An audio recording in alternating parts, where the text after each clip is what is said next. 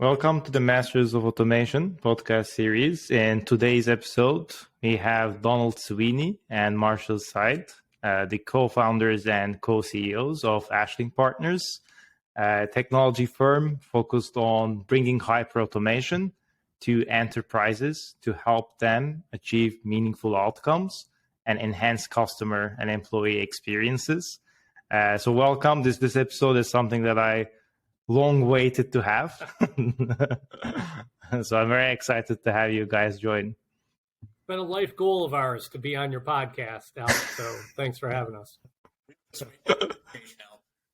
Yeah. Thank you. I'm honored that you guys are here. So to kick things off, Ashling Partners is obviously the largest hyper-automation boutique consultancy firm in North America. And you both established a company that has a very great culture and great way to impact the enterprises all around the world by adopting hyper-automation technology stack. But I think everyone wonders how you met, what you were up to before, what led you to start Ashling, and define the values, and especially the Ashling manifesto as well, I think influenced a lot of the people to feel inspired to join the company. So to kick things off, let's start with Don. What were you up to before, and then what led you to kickstart Ashling, and how did you meet with Marshall? Yeah, great question. Marshall responded to an ad in the newspaper. No, so Marshall and I used to work together, actually. So both of our backgrounds are actually pretty similar. We've both spent majority of our careers in process improvement, kind of precursors to process automation, really focusing on business processes, business process improvement. All of my career was really initially in that ERP space and then kind of expanded into an enterprise application consulting broader footprint. But Marshall and I worked together, basically, the short version of a longer story there at our last company. And what we really found was implementing accounting systems, implementing CRM systems, implementing budgeting and planning systems, although great, we're very challenged to actually have that tangible, measurable ROI. And the other struggle that we had was if you implement an accounting system, the person who really doesn't benefit in many ways from that new accounting system is the AP clerk. Like, they're actually pretty against the newest system. They had their way, they kind of got it down, and they didn't really want something new. So as we were talking, we started talking about this future of work and kind of moving away from data entry, data manipulation, more towards more meaningful work. And at that point in time, we had sold our company to a larger organization. I had stuck around for some integration activity. Marshall had left, and he was working at Gartner at the time.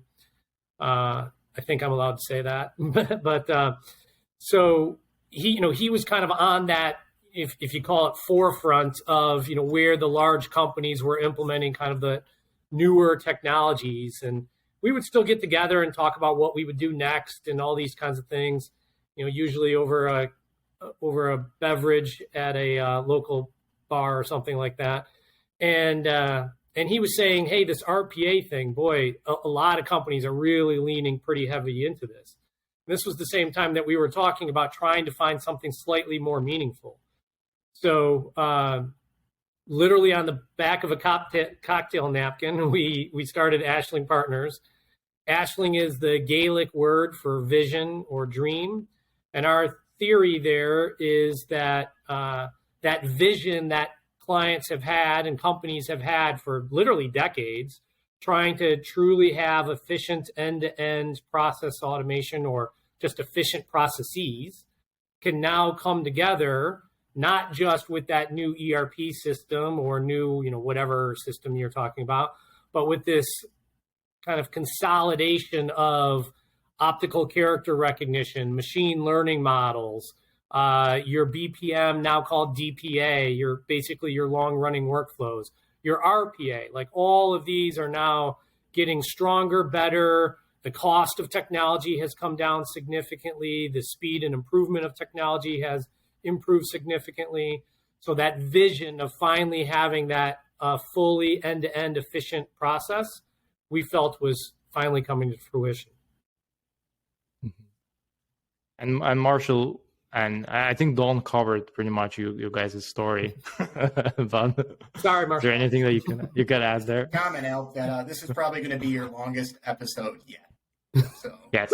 whether you were planning on that or not, it's going to be a very long episode. No, I love it. No, I wouldn't add much to that. The only other thing I would say, since you asked about, just the founding of Ashling, is you basically we started Ashling with what we wanted the company to be, and also, just as importantly, what we didn't want it to be. And so, you mentioned the manifesto. We crafted that before we even incorporated the company. And what we found is that a lot of the value system, the principles we put into that manifesto, tended to be turned externally with our clients. So, our business has changed. We need people that are versatilists and willing to be, the Darwinism approach, willing to adapt quickly, because, changes always occur. It's just happening with faster increments nowadays with emerging tech. I mean, everybody's, on to the next wave of exhaustive speed to outcome technology with OpenAI and ChatGPT and large language models, right? And so, we kind of embraced that, and we wanted folks and a nucleus in a culture that embraced that. What we have found is that clients also want that. So, when you connect that to, more meaningful work, future of work, and some of the challenges from, the macro economy, from scarcity of talent and labor in the market, it all kind of aligned and made a lot of sense. I wouldn't encourage everybody to do it that way. It worked for us to think about what we wanted from an internal perspective, even before we looked external, which, we knew we wanted to be in this intelligent automation space at that point. But, that's the only thing I would add.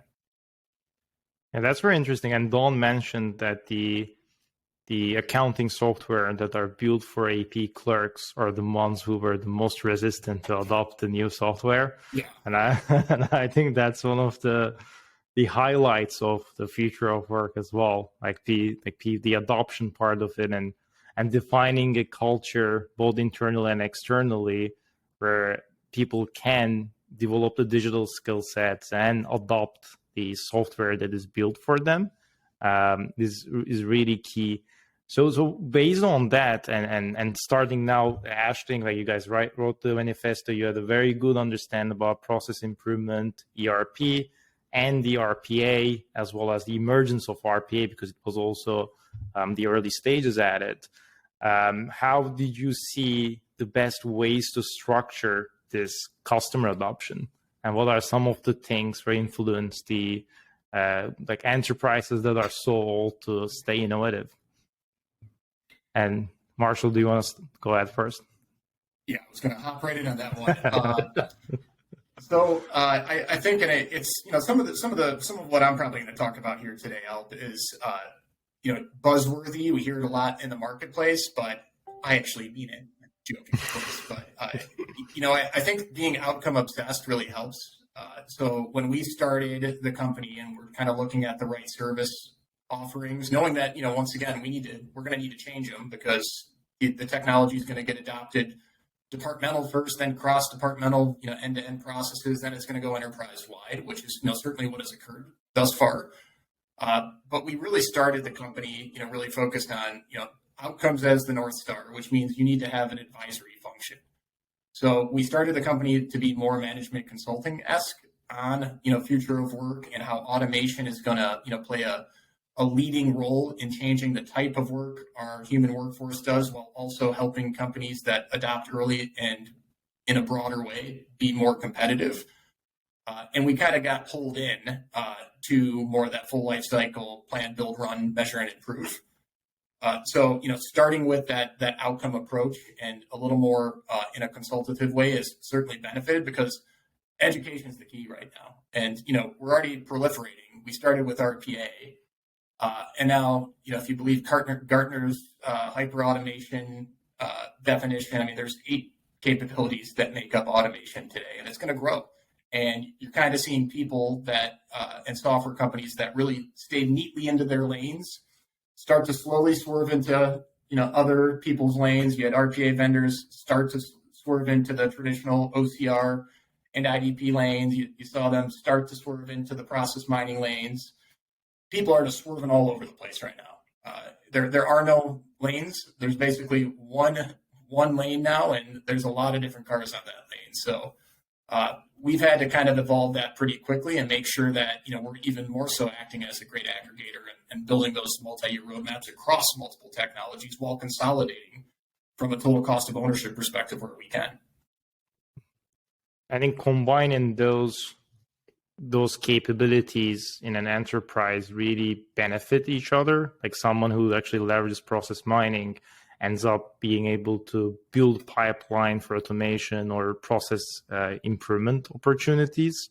Don, you had expertise in like process improvement as well, like in your previous companies. So like tying that to what Marshall said on building the advisory function and then the capabilities on top of that to allow enterprises to better educate themselves and innovate themselves. What were some of the themes that you thought maybe the companies are really not doing well and they could think differently, or actually doing really well and should doing more? Yeah, I think there's a couple ways of doing that. I mean, one of the things that we try to do is leverage third-party benchmark data. So it's not us subjectively saying, hey, you're doing well or you're not doing well. It's coming in and having them compare themselves to their peers, whether it's in the industry or size of the organization. And so really walking in and trying to identify continuous process improvement metrics. These conversations really work out well when a client has a continuous improvement mindset or a Lean Six Sigma kind of mindset. Then this is great. I mean, they don't have to have that, but if they do, then they totally get it, because you're walking in really first and foremost trying to have business outcomes, as Marshall was talking about, and then secondarily having a tool conversation or a technology conversation. But the technology is really just to be the vehicle to get from point A to point B. You really want the conversations with the client to be focused on where are we trying to go? We're at point A and we want to get to point B. What is point B? Mm-hmm. And to that point, I think starting from the outcome and then solution and then technology approach really helps them to frame how to solve their pain problems. I think some customers also get pulled into the hype a little bit. Sometimes, like for example, there's the AI hype, there's a generative AI hype, there's the blockchain hype at the time, and then and before that it was RPA. And I think there are a lot of industry reports come out on top of a lot of noise coming up in the early on. But now RPA became intelligent automation, became hyper automation. So to Marshall's point, that tech stack kept growing for an enterprise. So what are some of the things that you guys think is going to be like maybe not 5 years from now, but like 3 years from now, so that they can anticipate better? So, number one, 5 years is probably too long of a crystal ball prediction nowadays. That's number one. I think 3 years is probably as far as anybody can go at this point, which, brings me back to, Darwinism. Everybody's just got to be willing to adapt and kind of swim with the current. When you look at everything coming into the market today from a large language model perspective, I don't think we've had a client conversation in the last month where it didn't come up at some point.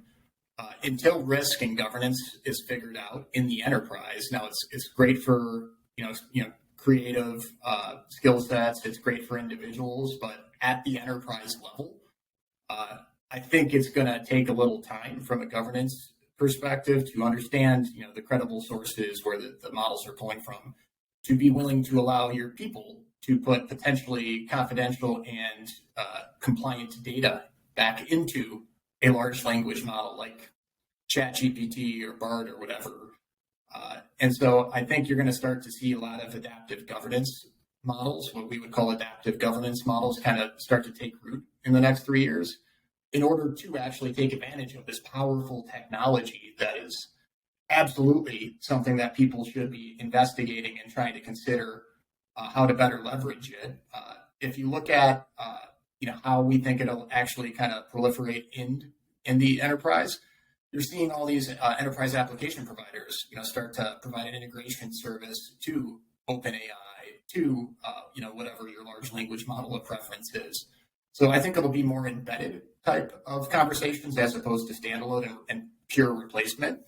Everybody always jumps to the peak of inflated expectations at the very onset of a new kind of current of technology, whether it's AI or automation. Or I remember when it was mobile, and then before mobile, it was package applications like ERP and CRM.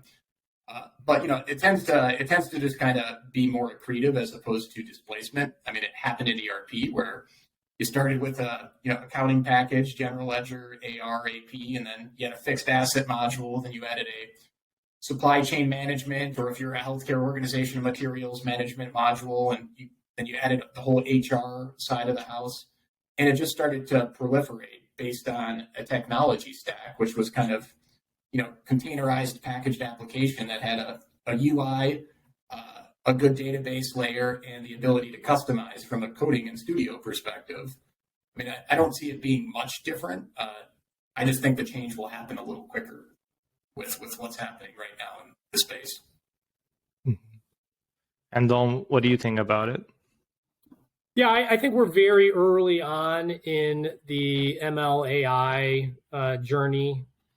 Although Microsoft, with how much they've released in the last 2 weeks, makes us feel like we're pretty far along that journey. There's still a lot more to go.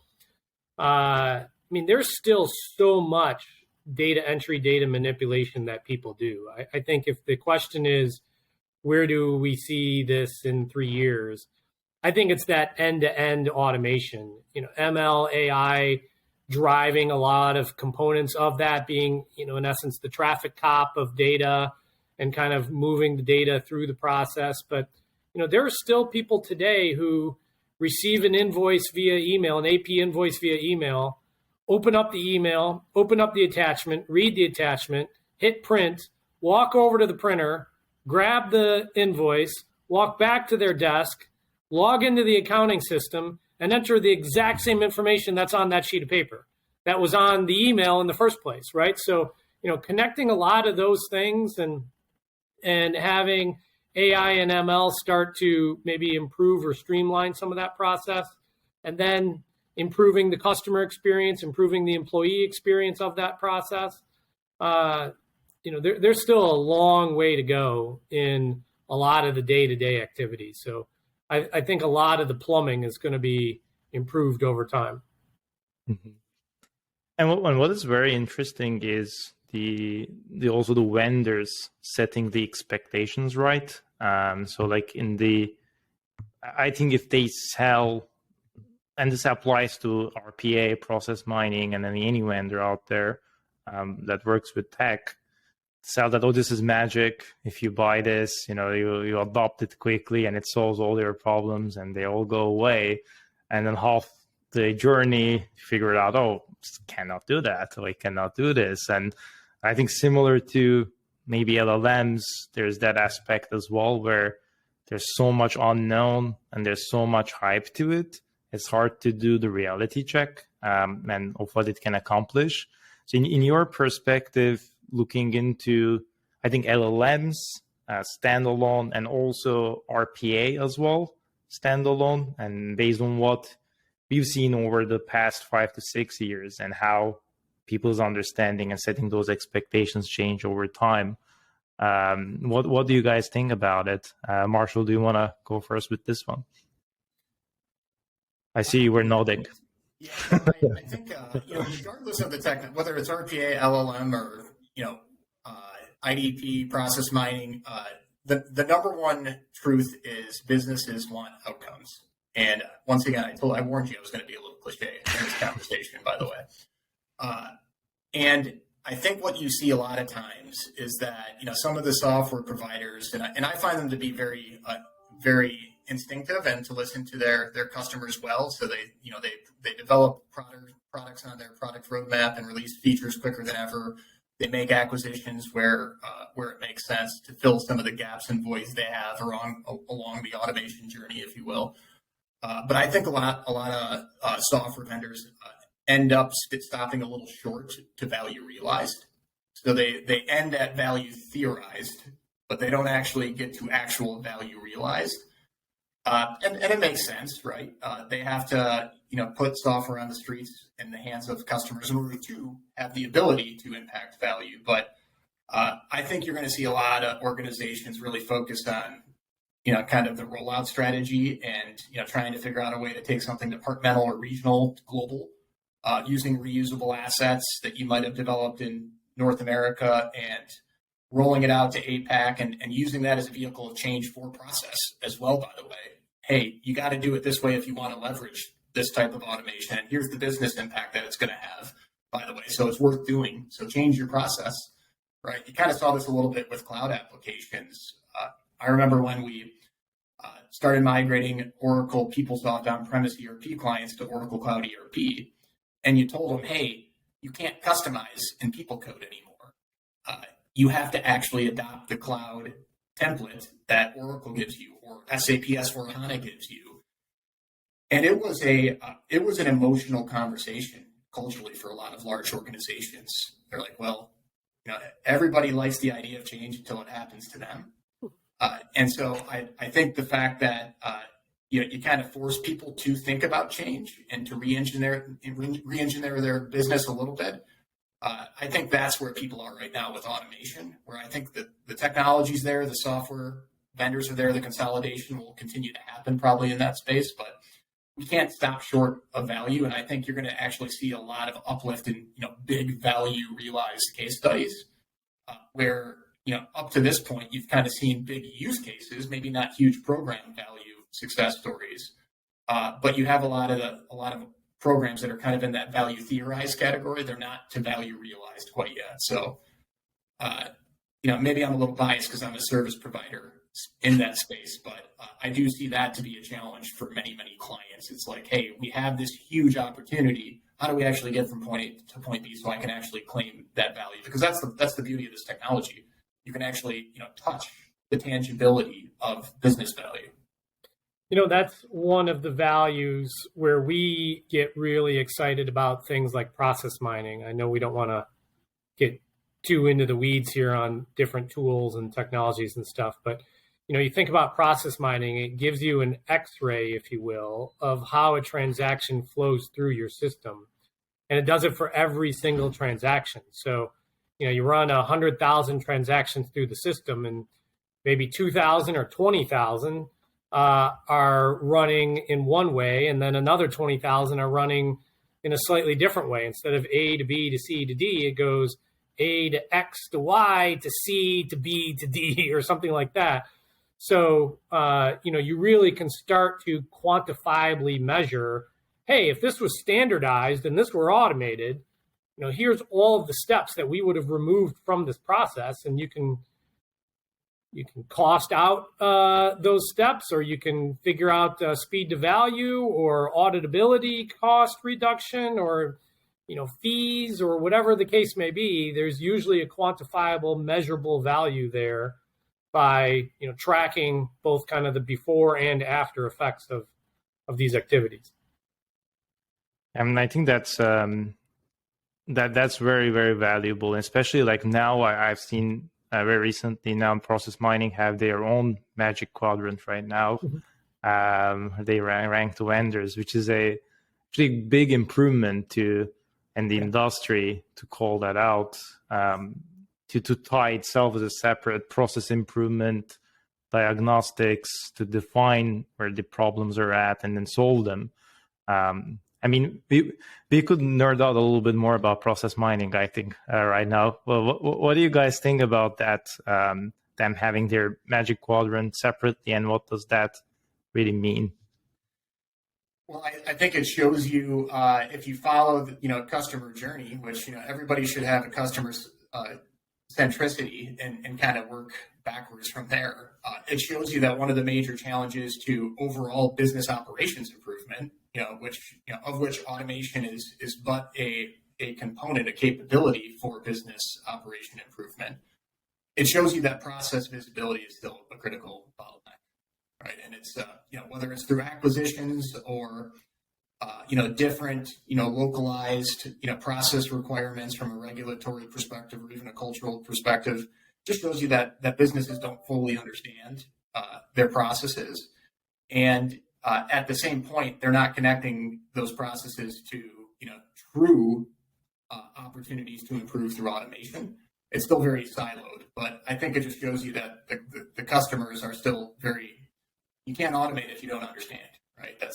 That's actually a very dangerous proposition to start automating processes you don't understand for many, many reasons. Upstream impact, downstream impact, just bad customer experience, employee experience, supplier experience, depending on who your stakeholder for that process is. So to me, that's the big takeaway, is that you're seeing a lot of people gravitate towards something like process mining because they don't understand their processes, and so they don't even know where they should be focusing their automation engineering teams or process improvement Lean Six Sigma teams around.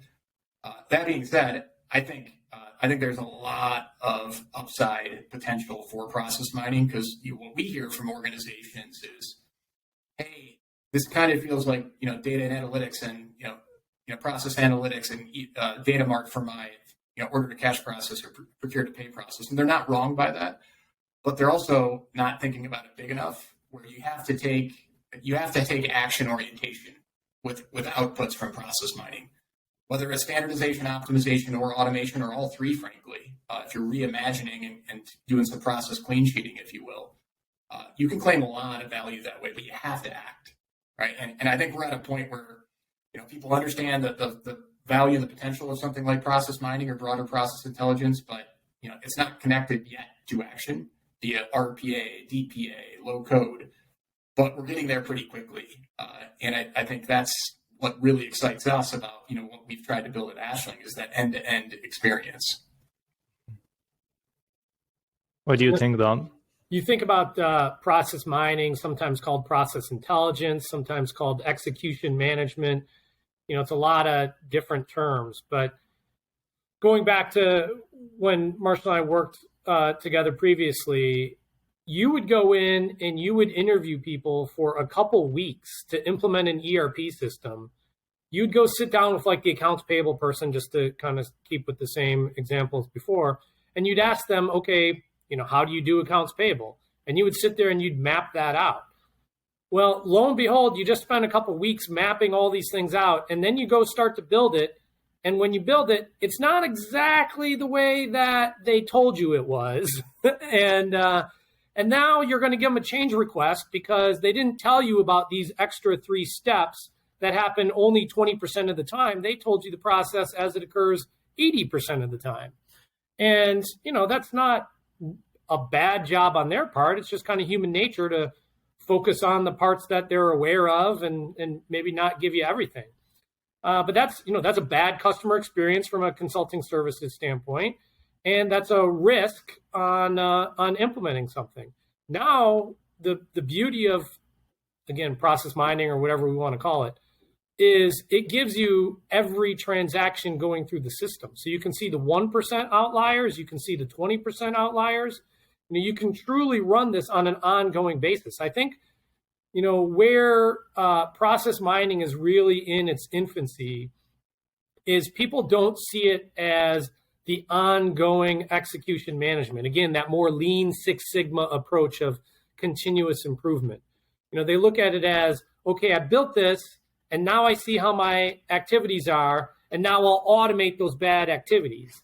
I look at process mining as something that you want to look at month over month, quarter over quarter, and make sure that you're continually improving and continually moving the needle, so to speak, on standardization within your group, on cost improvement, cost efficiency, depending on what the group is, speed to value, better customer experience, again, whatever the process is.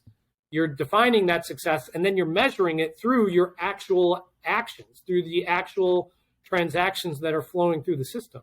So if your activity is not getting better, well, then how do you think you're truly getting better on how you treat your customers just because you say so, right?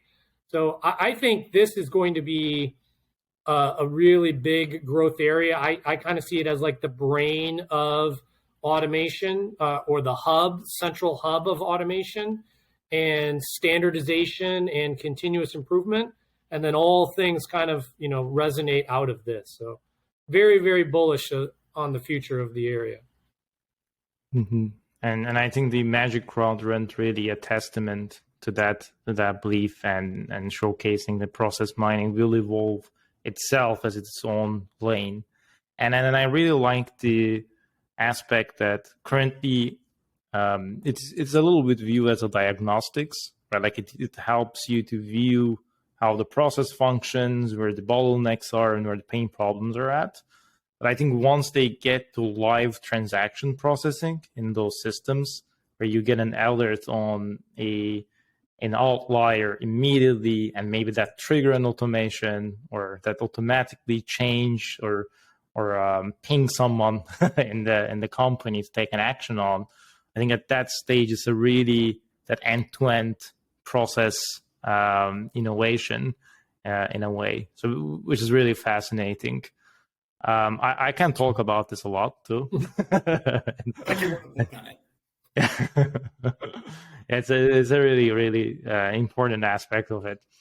So I like to take the discussion to a little bit of something that's been evolving over time with, I think, AI and automation coming into the people's job descriptions and then changing their roles, the way I think the skill set also change over time. So like, for example, now people are expected to write great prompts to interact with an LLM. I think similar to be able to writing great prompts to ask a question to Google to give us a search query. And I think from the other side aspect of it is the automation, where someone interacts with the bot themselves to automate their tasks with human in the loop. So as this evolves over time, now I'm coming to the question part. Well, what do you guys think about more of the ethics of AI discussions, and what does that really mean for an enterprise? I think there's a meaning for overall to be careful about in general, about not being prejudgmental in the way AI predicts, but how, from an enterprise perspective, what do you guys think about it? Marshall, do you want to go first with this one? You give me the big philosophical esoteric question. I appreciate that. Look, I think this is an evolving area too. AI ethics is certainly something that I think will be a growing field, by the way, when we're talking about fields that'll actually grow and expand based on some of this emerging technology set that's coming into the landscape. I think AI ethics is a major one. AI trust is another kind of topic you're hearing a lot about nowadays. I think people will start with understanding what data sets are we going to be feeding to an algorithm. And if it's financial and transactional data sets, I mean, I don't know how biased that can be, frankly. At a certain point, it's not going to be that biased. It's when you start, bringing it into hiring practices based on historical data sets. Hey, maybe we've always had biased hiring practices, as an example, and we're making our, future AI algorithm even more biased because all we're doing is feeding it our own historical data set. So, I think there's going to have to be scrutiny on the data sets, which is why I think it's going to take a little time for, something like a ChatGPT to really, be used at a very macro enterprise-wide level, because you just can't predict the type of bias that has been fed to that large language model yet. I think it'll actually kind of condense before it expands again. But I do think it will expand eventually, right? So I think it's a question that nobody has an answer to, and if they say they do, they are probably not being humble enough in regards to truly thinking about all the tentacles of implication that are out there. But we do need to have that as basically a stage gate. I mean, you should think about that in testing if you're about to deploy a ML model. What is the data set? What is the business problem I'm trying to solve? Does that business problem have a lot of qualitative, subjective data I'm feeding it based on history? Do I think my history was biased? I mean, there's not going to be an answer, but there does need to be an AI decision framework before you deploy anything in the enterprise. Mm-hmm. That's a very good point. What do you think, Don? Yeah, I think AI decision framework is the key. Maybe my first thought is you could probably do a whole hour-long topic just on AI ethics. Yeah. So there's another one for you. But we struggle with, and people in general struggle with, okay, if the ML model is going to use the data that you gave it, okay, well, what's the bias in the data that you gave it? Or by nature, people evolve and change over time. How I thought and how I acted 2 years ago is different than now, let alone 20 years ago.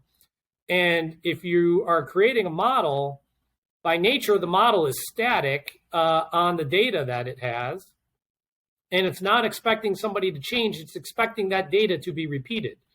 And so if XYZ occurs, XYZ is likely to occur again. Well, maybe not. There's just so much loaded into, AI ethics and bias and all these things. The language usage. When you're looking at resumes, they talk about how people are selected in the AI models in viewing resumes based on the language used in the resume versus the school you went to or the grade point or the work experience or these other things. So there's just so much loaded in that question. But I think that's a huge area for growth and development. And I think we already know people coming out of college with that as a degree, AI ethics. And I think you'll see more and more people coming out. I think that is a growing field. Yeah, the other thing I'd add, just listening to Don Alp, is that there's another term, AI explainability. You're starting to see that get embedded in some of the the data science and ML building platforms. And if you can explain why the conclusion was reached by an algorithm, or why we have a certain percentage of confidence in our kind of our output from a ML model, then you start to be able to think about putting more of this in production with confidence and with non-biased in mind. So AI explainability is a theme, a key word on top of AI ethics that I think you'll continue to hear more and more about over the next couple of years. Yeah, thanks, Marshall. I think I went off on a diatribe and didn't really get to my original point.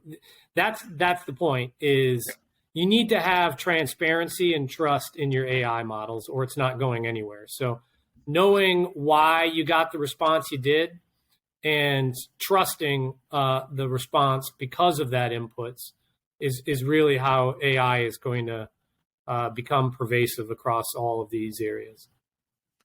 Yeah, that's very interesting, especially like a lot of even the people who built these algorithms don't know why the output is that way. And that leads to the data, that leads to, I think, your guy's point about AI explainability of the concept. And I've seen, I think today, it was yesterday as well, now people are collecting signatures to say, let's pause this movement a little bit and then maybe figure out the regulations and then maybe the explainability aspect first before it scales to the rest of the world. This is again one of those things I think that can have its own episode.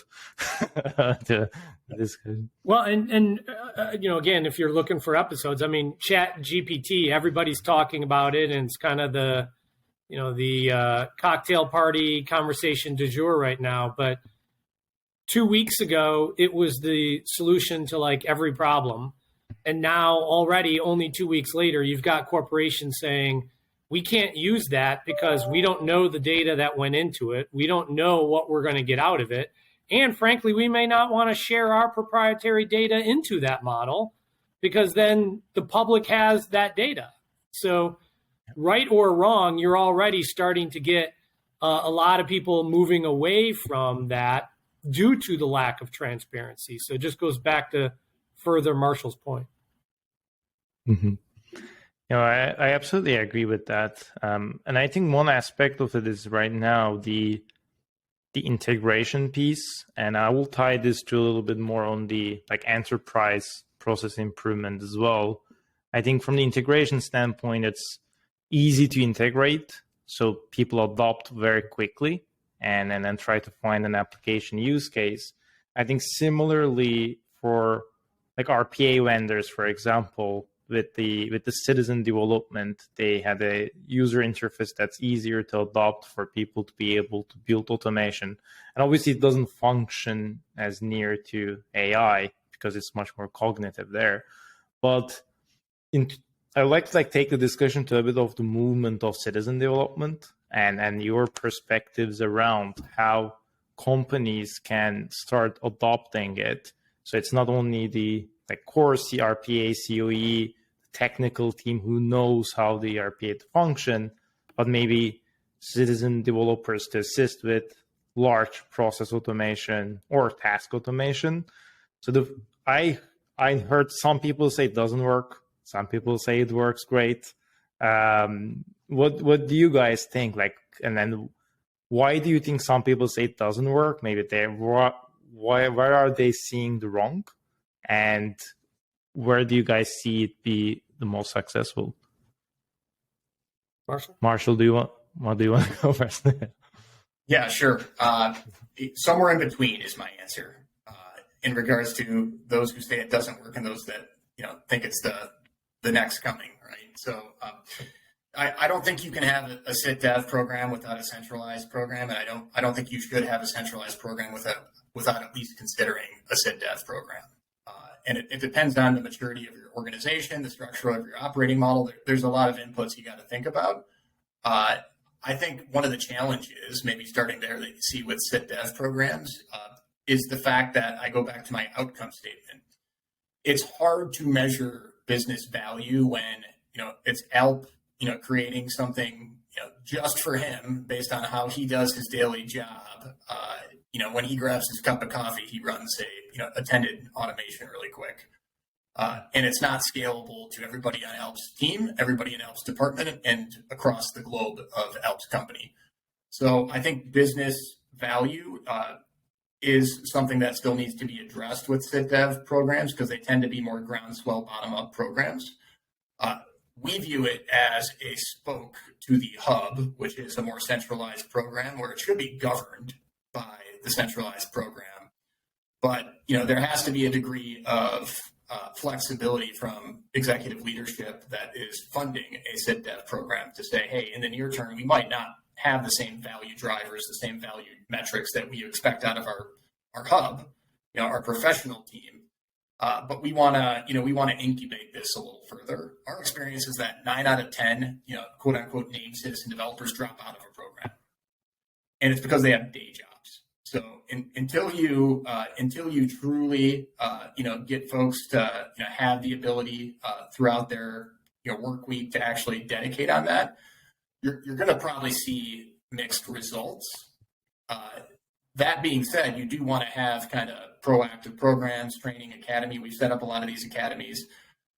Our take on it is that you're probably going to see more citizen consumers rather than citizen developers. And that's what no code is you've got your professional developers using low code tools to get to, outcomes quicker via automations. And, based on componentizing those automations, it could be a drag and drop marketplace potential for a sit dev to consume, depending on their persona, their role, their department, their need, their applications they have access to. There's a lot that goes into it. But, certainly I still feel like we're very much at the beginning stages of seeing, full-blown sit dev programs, really show quantifiable business value at this point.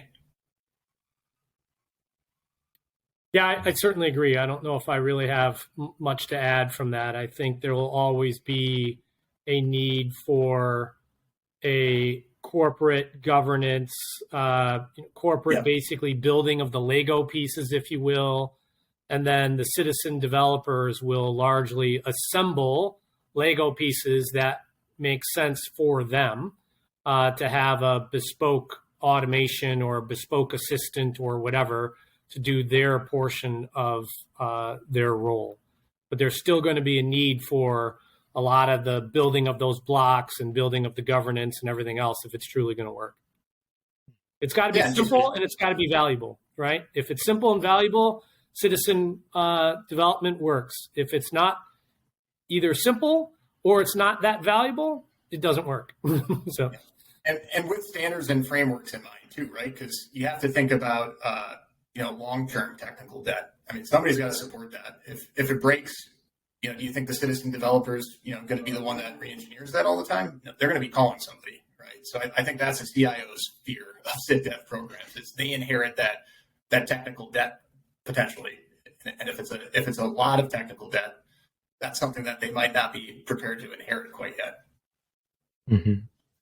Yeah, it's the measurability, the value part is quite interesting as well because they're typically task automations, and like me picking up my coffee and or like starting a report, and measuring that and tying that to the full business is really gets tough to do. And to your point, the technical debt is an interesting one as well. Then if someone is a citizen developer, is that their side gig or is that part of their job? I think that's where things break. I think at some point in time, this matures into not needing to be a specifically measurable business value, but I think we're quite a ways away from that. So, everybody needs Microsoft Excel, but you can't quantify if you didn't have Microsoft Excel, how many hours you would have to spend doing other things. It's a part of your job at this point, right? Or Word or, whatever, email, whatever example you want to use. I think at some point in time, a digital assistant and, some kind of citizen development is just part of everybody's job, right? You now are going to take these three components and connect them together so you don't have to manually do that every Monday. But it's just part of your job to do that. So whether you call it a side gig or whether you just call it part of your day job, I think we will eventually get there. We're certainly not there and not there in the near term. So one thing I wanted to ask you guys is, so we talked about end-to-end experiences and changing the process to drive the most value. And we talk a lot about employee experiences, customer experiences, and there's the payer experience, the patient experience, and it keeps going on. And obviously this speaks to its own industry and like how the definition change based on the industry. But how would you guys define an employee and a customer experience for an enterprise? Don, do you want to take this one first? So maybe, repeat the question? I didn't really follow that. Yeah, so how would you guys define employee and a customer experience as a benefit driven by the automation? Yeah, so I mean, there are hours back to the business as a type of benefit. Separate to that, there's the customer experience benefit. So people sometimes use the word frictionless customer experience, right? A lot of the technology companies use the word frictionless in their buyer journey. So, you want as positive of a customer experience as possible. That means making it simple to order from you. That means kind of the Amazon experience where you are suggesting other things based on, what you've previously purchased, maybe even suggesting when it's time to purchase again based on kind of reviewing your purchasing trends. That's all part of the customer experience. Same thing with employee experience.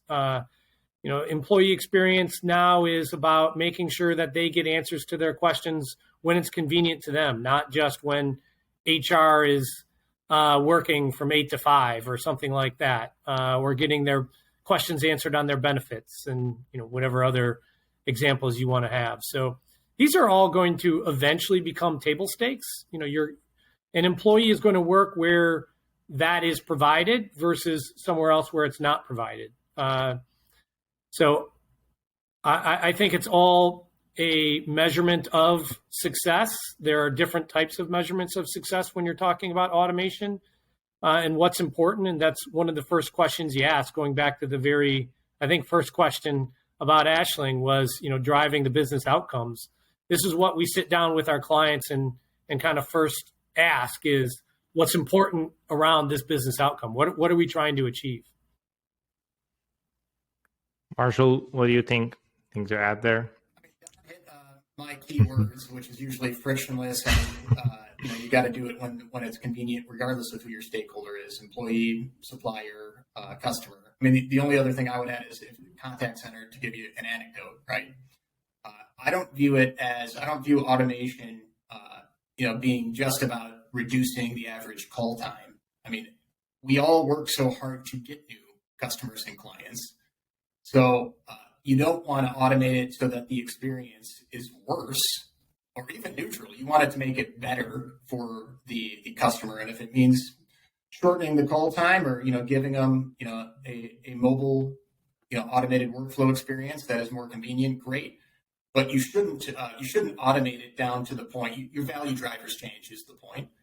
That is a great time to service your current existing clients, which we all know is the cost to service a lot lower to your existing clients than it is for any net new clients. So you should take advantage of that and wow them with the experience. And same goes for your employees and your patients and your nurses and whatever industry you're in. But that would be the one piece is I think your value drivers have a different index. I think it changes slightly from a weighting perspective. And let's not lose sight of the fact that it's not a cost out when it comes to customer experience. We've got to improve experience through automation, not try to remove any human empathy to that experience. That's a great answer, Marshall. And I love how that kind of almost brings the conversation full circle where, we started with why we started the firm and about moving people into more meaningful work and the future of work and all these kinds of things. What Marshall was really just talking about there is if you're in a customer service area, it's not about solely cutting cost and driving efficiency. It's about empowering that person to do what's truly meaningful. And that might be spending some time with the customer, right? It might not be about just getting off the phone. It might be about actually building a relationship with the customer and then automating all those other tactical activities that they spend their time on. If you could remove 70% of the administration and then that remaining 30% becomes the 70% where you're actually engaging with your clients, you're probably going to have a better client base or, customer base.